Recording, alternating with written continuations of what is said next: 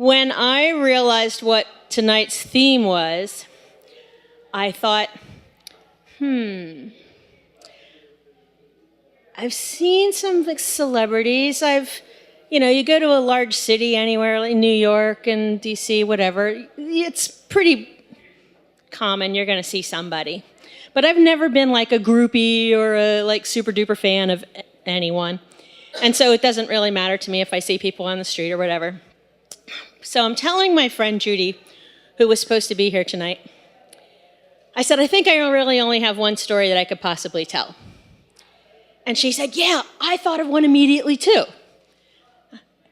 And we both at the same time said, it's the one about when we met and we said the same name. I was like, no way. She says, yeah, I was in the airport, and blah, blah, blah, blah, and she tells this whole story. And I was like, you know what would be really fun? We'll do a tag team story for Story Slam. It's never been done, at least in York. You tell your part of the story, I'll tell my part of the story, and when we get to that part of, and it was, we'll both say the name at the same time, and it'll be really cool. As you can see, I'm standing here by myself tonight. Judy couldn't make it. So here's my story. Oh my, how many years ago? It was the 80s, I think. Facts of Life was probably on TV. And I worked in a little town about 90 minutes north of here.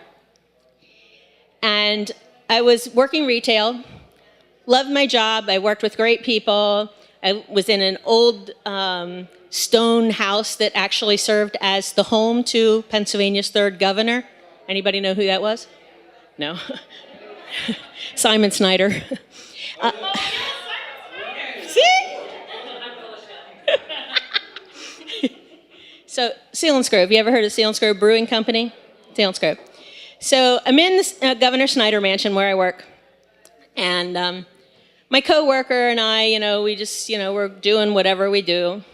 And we were kind of known as the ones, people came in not always to buy things from us, although they did come in to buy things from us. They also came in because, we were kind of cozy and welcoming, and if they had a bad day, they'd come and see us. But we never saw celebrities.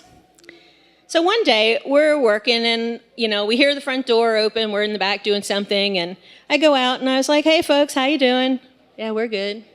And there was something about, there was a man and a woman, and he's wearing sunglasses, and she's super tall, like Kate tall. Giant. And we're just going around doing my whatever, again, what I was needing to do, dusting things. And I looked at him, and he went into one of the other rooms, and I turned around, and I said to my coworker, I was like, does that guy look familiar to you? Have you seen him in here before? She's like, no, I don't think so. And I say, I don't know what it is. He's somebody. She's like, I don't know. So, I'm going, looking around the corners, could not figure it out. But I kept on saying this, I know he is somebody. So, a little while later, she says, well, Davy Jones has a farm out in Beaver Springs, which is less than 20 miles from where we were. It's 15 miles, right? And I was like, Davy Jones, I'd seen the Monkees. I was a child of the 70s. And I was like, I don't know. I still couldn't tell. I wasn't really sure. And she goes, yeah, he's been doing that. He lives out there. He's been doing some music. So now I'm really going. And I think, maybe that's who it is.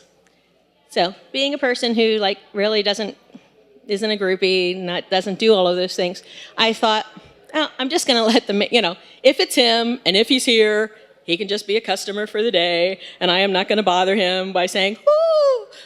And so I didn't. Well, sooner or later, Davy Jones and the woman with whom he was shopping come to the cash register, and I'm there, and it's like, hey, how you doing? It's did you find everything you needed, blah, And he says, yeah. Well, he said it in an English accent. Somebody will have to do the English accent. I can't do it. If I weren't up here, I could do it. And so he has his purchase. I ring it up in the cash register, and I make a mistake. And I'm like, great. I just goofed up in front of Davy Jones. But he's just a customer, so who cares?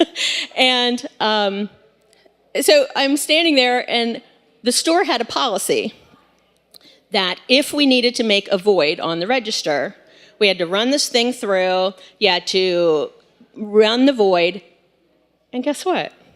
The customer had to sign it. So, and me, I am not even thinking. So I say, I'm so sorry, and I'm just feeling like an idiot because I've made a mistake. And he signs it, and they leave, bye. And I go to put it in the drawer, and I'm like, I just got an autograph with Davy Jones.